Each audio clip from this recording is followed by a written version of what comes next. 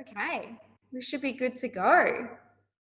All right, my dear. All So right. thank you so much for joining me. Um, Absolutely. It's my pleasure.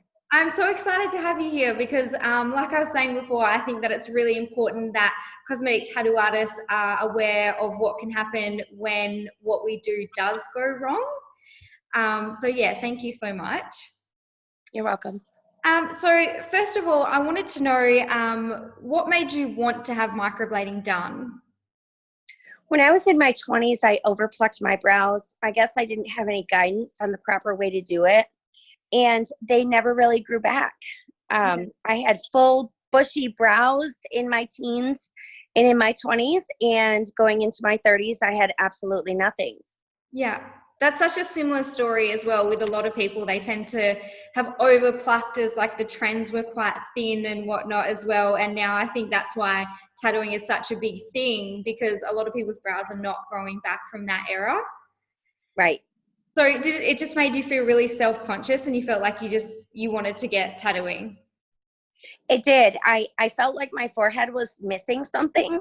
Yeah. Um, so I started researching the process. I've been looking into it a little bit over the last couple of years, but I researched it pretty intense, or so I thought, back in August and October of Okay. So 2019. did you go in wanting microblading specifically? I did. Yeah. There's a couple different techniques. I wanted the natural look. I don't wear a lot of makeup, so I just wanted them to look natural, but not be super bold, if that makes sense. Yeah. And so did you know that microblading was a form of tattoo? I did. Yeah. Okay. Um, so how did you find this lady? She came recommended from a family friend. My family friend went to high school with her, and she knew of her. She knew of the work that she had posted on social media, and so I reached out to her. I was laid off work for a few weeks, and our schedules lined up, so I thought it was meant to be. Yes. I feel like that too when that stuff happens. I'm like, yes, it's definitely a sign. Yeah, So your family friend hadn't actually been tattooed. She had just kind of known this lady and saw her work on social media and thought that it was a good option. that's correct. Yeah. Okay. So how much did you pay for the session as well? I paid $350 for the session, Okay. and that's she had a sale going on. Okay. So did that include your first session and then the second session you were supposed to go back to have as well? Yeah. So Yes. just for everyone in Australia, 350 US dollars is probably just over $500 as well. So at a discounted price, that's probably pretty common, I would say. Um, so prior to her actually tattooing you, did you have like a full conversation of what you were actually wanting? We did. We did slightly. We had a conversation. I told her my story about overplucking in my 20s. I gave her some background history about myself, and she started drawing. She asked me what color I wanted. Mm-hmm. I was I wasn't I didn't research that.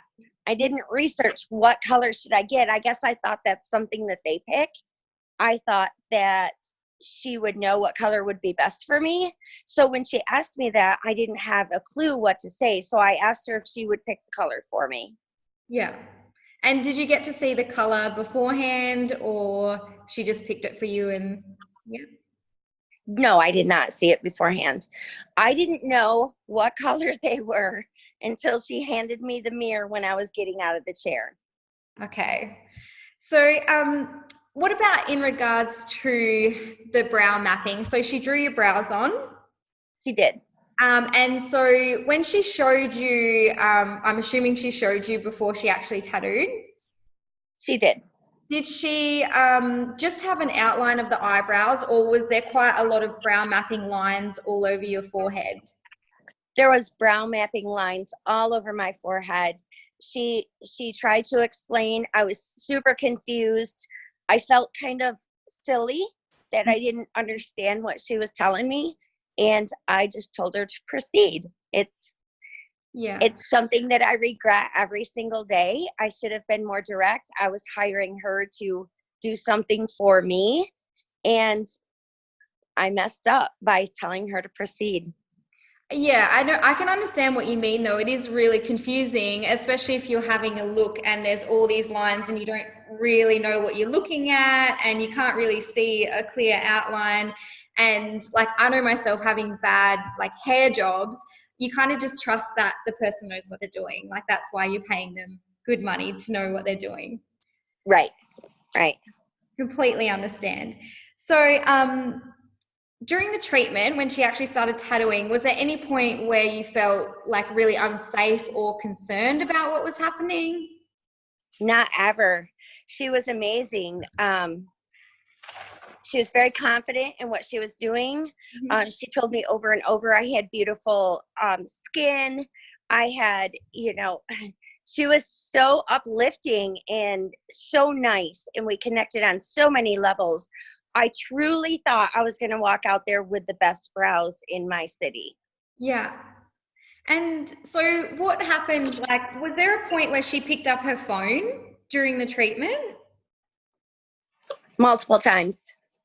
Right. And so they weren't emergency calls? Were they like making appointment calls, or they were just... I don't feel like it was any of that. I feel like she was reading certain stuff. Yeah. I'm not quite sure. I had my eyes closed most of the time. It's pretty painful procedure.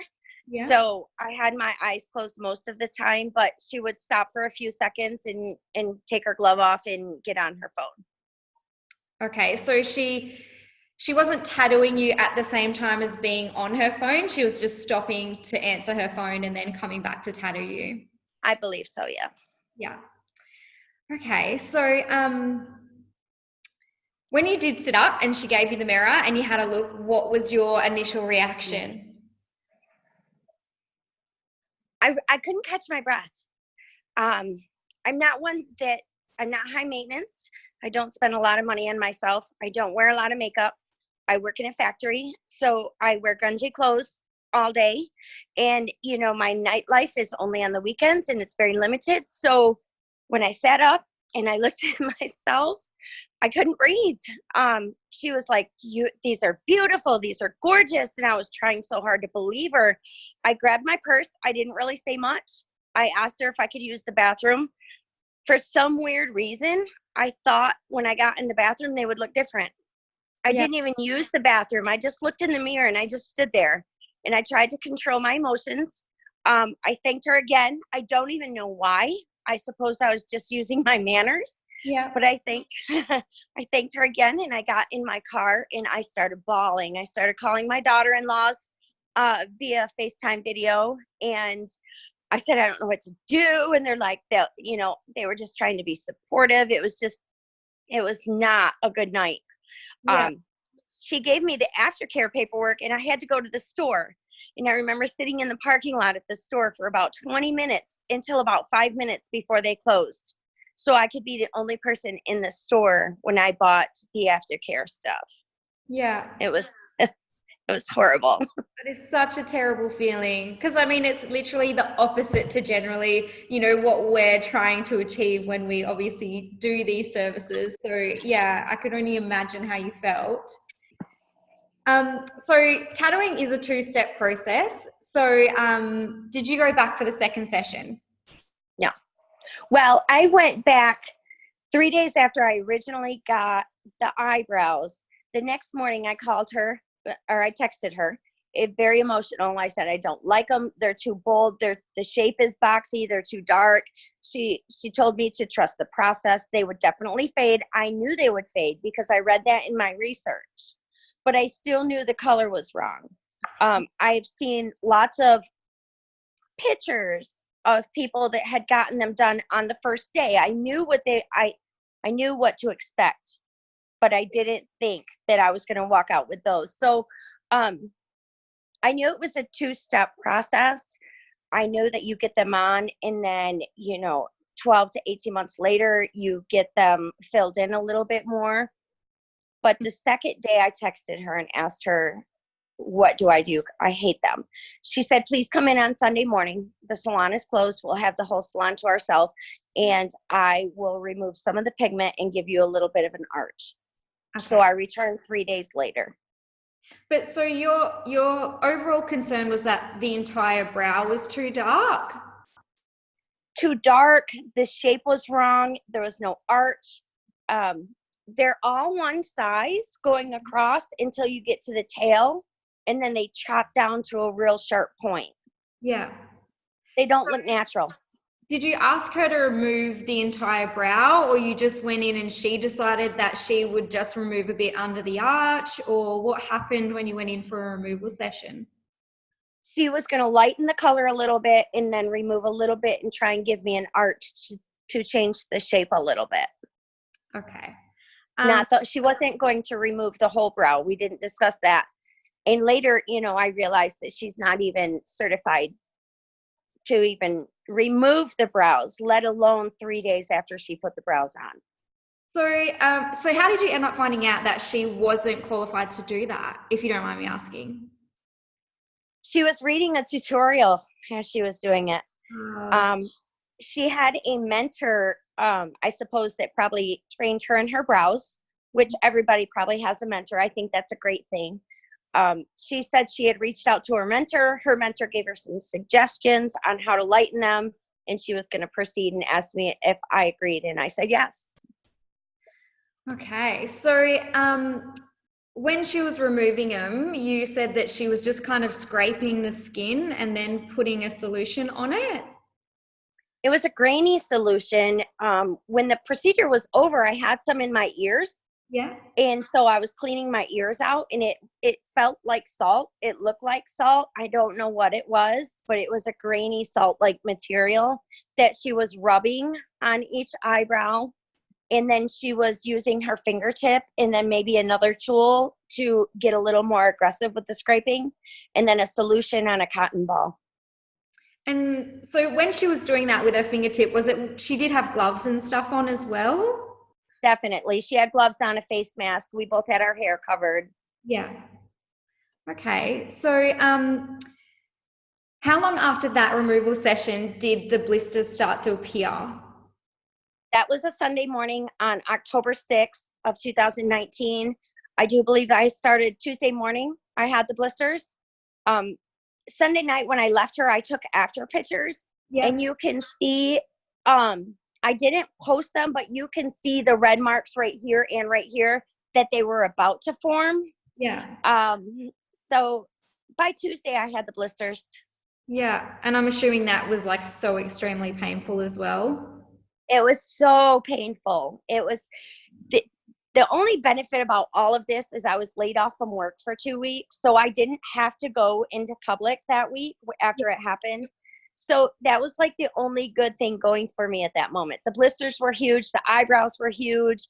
I was in pain. I didn't know what to do. I kept messaging her, and she's like, just follow the aftercare program. Just get some A&D ointment. And she never once acknowledged the blisters. She never once said, oh my gosh, did I do that? Oh my gosh, are you okay? She never even said anything about them being there. And I thought that was weird. Yeah. So it was kind of just as if she didn't even kind of see it. Like obviously she saw it, but just didn't want to acknowledge that they were there. The only thing she replied when I sent her a picture of my eyebrows close up with the blisters was, oh my gosh, they look so much lighter. They look amazing. Just trust the process. So did you end up seeing a doctor after the blisters formed? Ironically, I went to the doctor 2 days later for another medical condition, and they checked out the blisters. I didn't go there specifically for the blisters, but they agreed with me on following the aftercare with the antibiotic ointment that I was already using. But no, I didn't specifically go to the doctor for the blisters. Yeah. Okay. So 4 weeks after that, you asked for a refund? I did. And what happened then? She apologized. She said she wanted what's best for me. She said she does not give refunds. It's against company policy. I signed all the documents agreeing to not ask for a refund. I said, I'm not happy. They're too big. She asked me to come in and see her. She owns a makeup studio in my city. It's a franchise, and they specialize in makeup, but they also have hair and in eyebrows, and they have eyelash extensions, and they offer a lot of wonderful things. Yeah. So she asked me to come see her. I scheduled an appointment with her the following week, early in the morning, before the salon opened. However, during that time, I was working between 50 and 60 hours on a second shift. So I wasn't arriving home till anywhere between 2 and 3 in the morning. Yeah. She wanted to meet at 8 o'clock in the morning. Well, I had already worked a full week. This was a Friday morning. So I was pretty exhausted at 7 o'clock when I woke up to my alarm. And I messaged her and said, I'm not going to be able to make it. We have to reschedule. I'm so tired. I'm sorry. And she got kind of snarky with me. She said she just got the message. She was already at the salon. She was disappointed. She wanted to help me. And I said, I'm sorry. And I went back to sleep. I was tired. I worked a lot. I didn't mean to be rude. I understood it, that she took time out of her day to meet me, but I was tired. So later on that day, I texted her back. I said, I apologize. I just woke up. And she said, I want to do what's best for you. I went to work Friday that day, and then Saturday I decided I'm going to start reaching out to new artists. I want somebody else's opinion. Yeah. I don't know what her intentions are for me, if she wants me to cover them with makeup, if she's going to send me to someone to remove them, because at this point, that's all I want. So I wanted second opinions. So I started reaching out to other artists in the area. And so what did they end up telling you to do? Or what was their advice? It was the same feedback. Oh my gosh, I'm so sorry this happened to you. I was told that is standard procedure to not offer a refund, that, they do work hard for their money. And these other two artists said, she needs to make an exception. She needs to give me a refund and let me move on, let me pay to get them removed. And they were sorry for me. They felt bad that I was treated this way. One artist said, I feel bad for you on a personal level, but I also feel bad for you on a professional level. Yeah. And I think a lot of people feel that way as well. I know that I've shared your photos on Instagram and Facebook, and a lot of cosmetic tattoo artists are really disappointed, I think, with the whole process. And like I said, like, we do this to make people feel confident and beautiful. And when we see stories like this, it's really heartbreaking for a lot of us all around the world. So yeah, I completely understand where they're coming from. Yeah. Yeah. So yeah, you go. I was also told to reach out and make sure she's licensed, because that is one thing I didn't check. She's at a reputable salon. She's the owner. I assume she was licensed. I didn't even research licensing. And so I did check to see if she was licensed. At the time, I didn't realize she was licensed under a different name. Okay. So I did report her to my state, to the state of Michigan licensing. And more recently, I did find out that she was licensed. Okay. And so what about in regards to certificates? Like, were there any certificates up in the room, or did you ask to see any qualifications or anything like that? I didn't ask to see anything. There were certificates up in the room, but I did not ask to see anything. Yeah. And I think that's pretty common as well. Like, you go into places like that and you just assume that people are like fully qualified and know what they're doing. I'm upset with myself. I should have done more to protect myself and make sure I was doing the right thing. But yeah, I think it's hard for people to ask other people for their certification, because then you feel like you're taking it down to a level where you don't trust them before they're about to do something for you. So yeah. I think it changes like the connection that you have with that person. Yeah, I could totally understand that as well. 100%. So then you ended up going somewhere else for removal as well, didn't you? I did. Yeah. And so did they end up removing the entire brow, or just sections of the brow, or? She wanted the whole entire brow gone. She thinks that we would be best starting from ground zero. We discussed moving part of it, changing the shape a little bit, changing the tail a little bit, and seeing how that worked. But she decided that it would be best for me if we removed the whole entire brow and started over. So they have lightened since she did the one removal session? They have, and it's been about a month since that last removal session. Okay, and so you're going to keep going back for removal sessions? I am. Yeah. It's a long process. Everybody's skin is different. So sometimes it takes the first few times, and other times it could take a year. This is a process I did not want to take part in. Yeah. And yeah, unfortunately, you know, these are the risks, and you know, I'd like to think that it's only a small amount of people that it happens to, but yeah, essentially, you know, it's not fair. You expected something that was going to be, like we said, amazing, and you feel really confident and beautiful, and now you're having to go down this whole entire other road of having them removed. From there, will you, if they're successfully lightened enough, would you be happy with that, or do you feel like you're going to have them re-tattooed? This time, I'm going to trust the process. Yeah. This time, I'm going to go with the flow. As they're getting removed, as they're getting lighter, I will make judgment calls during that time. I'm not going to, I don't know how it's going to turn out. So I can't say. Yeah. I can't say. Yep. That's a tough call, but yes. So I had a look at your post before, and now it's only been up for a couple of days, hasn't it? It has. I believe Wednesday I put it up. Wow. And so like last time I checked, there was like 650 shares. There was over 100 comments. So, I mean, it's pretty safe to say that it's going viral. Did you expect it to go so crazy when you uploaded it? Not at all. Not at all. There's a couple of reasons why I did the post. I did the post because I've been hiding from my friends and family. I've been avoiding girls' nights out. I've been avoiding going on dates with my guy friends. I've been avoiding so much. So I, number one, wanted my friends and family to see why I've been avoiding them, because, you know, I haven't told a lot of people, my close friends, my kids, and that's it. My own dad didn't even know I had them done. And at Christmas time, after the second removal, my dad was like, Shannon, what in the heck did you do to your face? And I almost bursted out in tears. We had all the kids here. We had everybody here. And I was mortified that my own dad felt the same way that the rest of the world would feel. So I decided to make a post. I wanted my people to know what was going on with me, why I was hibernating.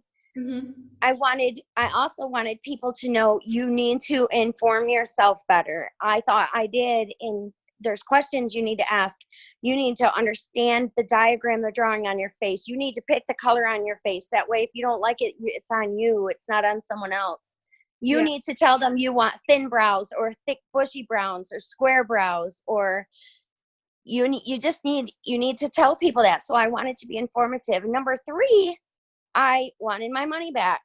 Yeah. I originally didn't put the artist's name in my post because I had reached out to her a few days prior asking her again for my money back, and I was trying to make headway with her and hoping she would give me a return. So I didn't want to give her bad business. Mm-hmm. But a lot of people started commenting that I needed to put her out there so that they didn't go there. People were considering getting this done, and they were scared now because they were going to go to the wrong place. So I felt that I owed my people and my friends that information. So I decided to do it. I didn't think it was going to go this way. I didn't expect all the messages. It's kind of a lot for me. It's overwhelming for me because I'm a simple girl living a simple life. And now I have a lot of attention from Australia. Yes, I know. From Alaska. Here too. So it's a shocker to me. It's a bit much, but it's good. It's good love.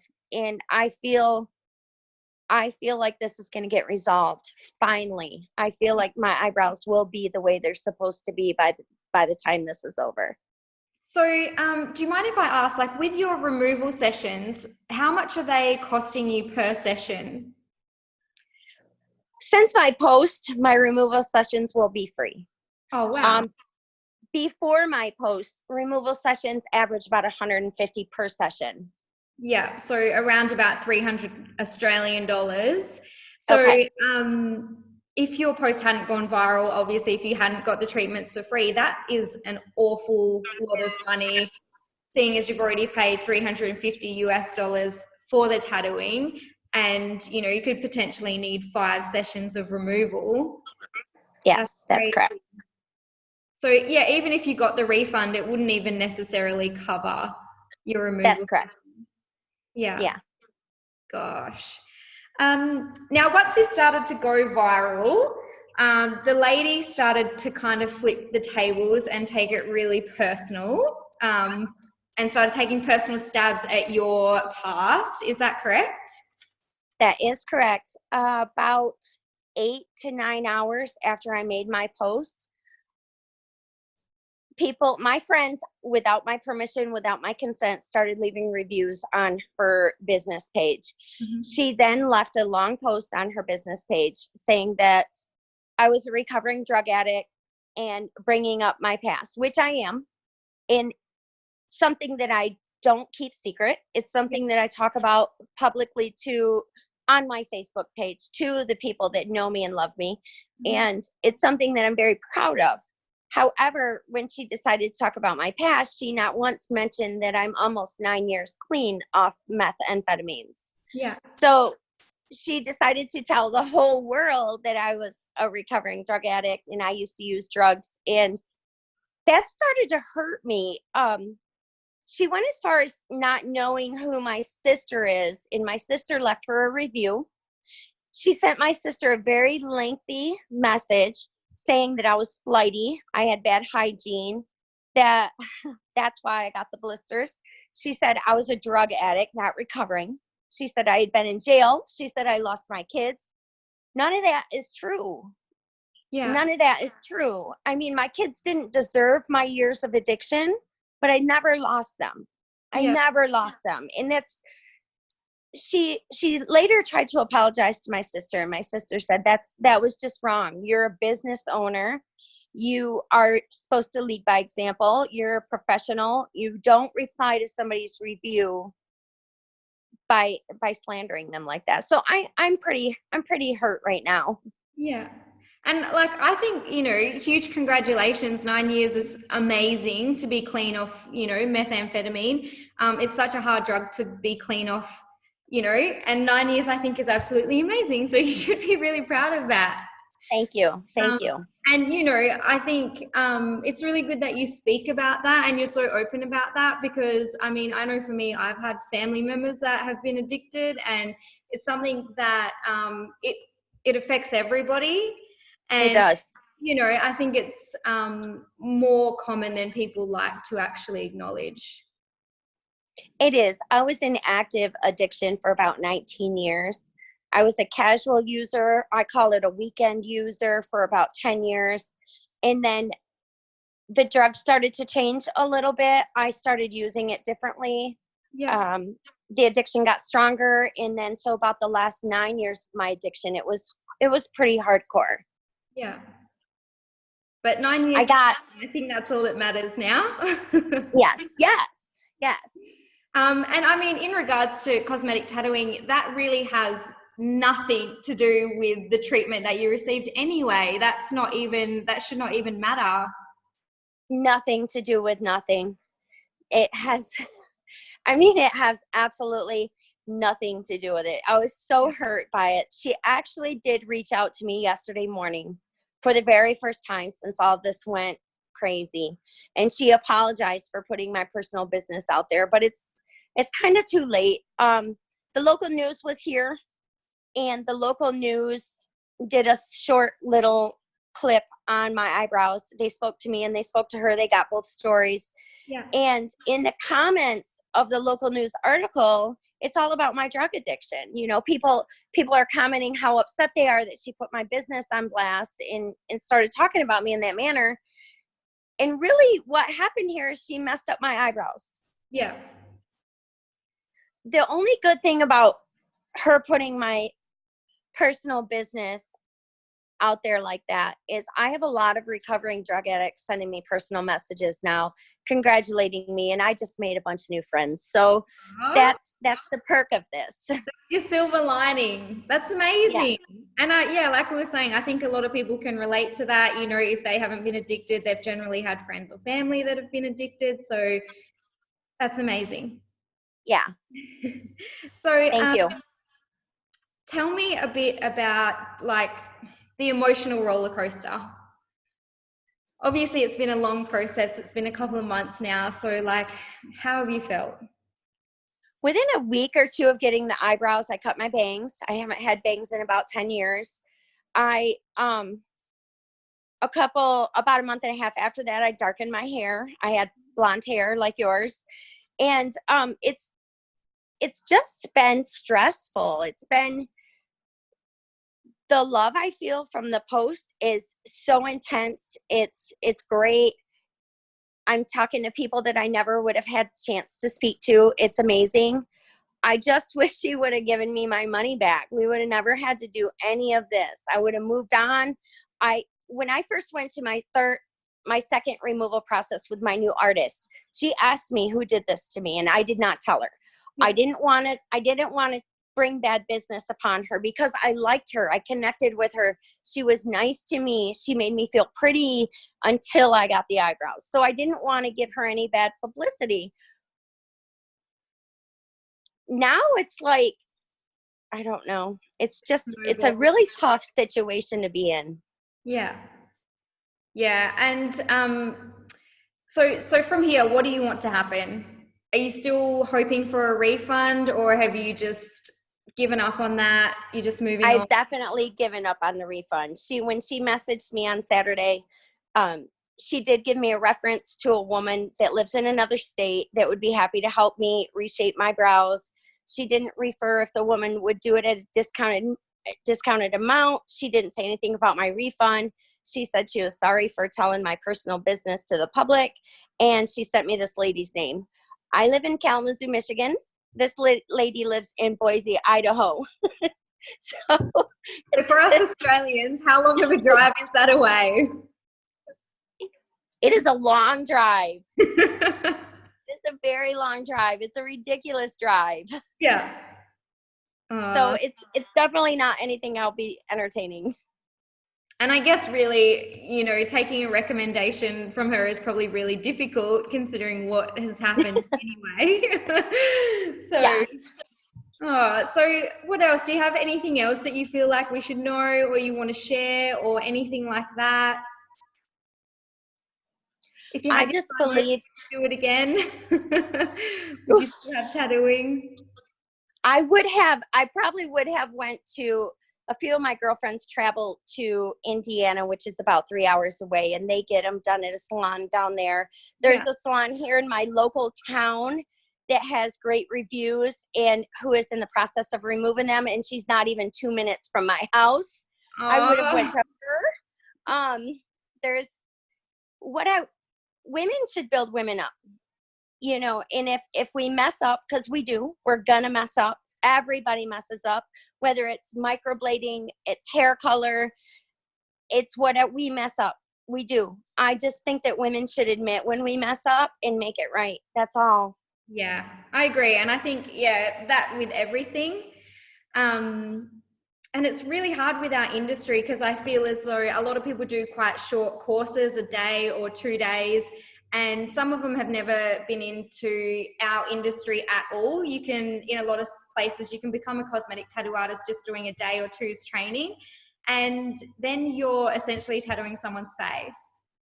And that's such a huge risk. So, you know, I know for me, I feel like there needs to be more rules and regulations into, you know, what kind of courses and how long they are, and, you know, kind of like a traineeship for cosmetic tattooing before you actually get to tattoo someone. I agree with that. And we have like local beauty schools here where students are going to be cutting your hair and students are going to be coloring your hair. It would be nice if you knew a student was going to be doing your eyebrows, I Absolutely. suppose. Absolutely. And I think our field, you know, cosmetic tattooing has just exploded. Like, I don't know about America, but in Australia, it is just freaking nuts now. It is here too. So you know, I don't know if it's one of those things where the rules and regulations and policies are just kind of slowly starting to come in now that it's expanding so much, because obviously it wasn't such a big industry. But yeah, hopefully, you know, more can be done about it in the near future. Yeah, I hope so too. I hope so too. I know that the women that I speak to now, the artists that I've talked to now, I know they have all their ducks in a row. I've seen their portfolios. I've read their reviews. And since this has went crazy and gotten blown up, I've even had their clients message me and tell me to go to them. So I know I'm in good hands right now. Yeah. I'm very comfortable with the situation. I'm comfortable with the future outlook on this. Yeah. I think you definitely be in good hands now. So yeah, I'm really sorry that happened to you. It is such a shame. Thank you. I appreciate that. You're welcome. And thank you so much for coming on tonight as well. Or today over there, tonight over here. What time is it over there? It is 11:45 p.m. tonight. Oh my goodness. Okay. Yeah, I'm sorry for my keeping shirt on you for the awake. interview and just got my pajama pants on. So That's okay. But yeah, thanks again. And I really look forward to your progress, actually. I would love to touch base with you, you know, 6 months down the track and see how your brows are and if you got them re-tattooed, and, you know, all that kind of stuff would be amazing as well. Absolutely. You can contact me anytime. I would love that. Beautiful. Thank you so much. Thank you. Go get some good sleep. Oh my God, I'm so looking forward to it. This is late for me. Okay, but have a thank wonderful you. day as well. Okay, thank you. Okay, bye. Bye.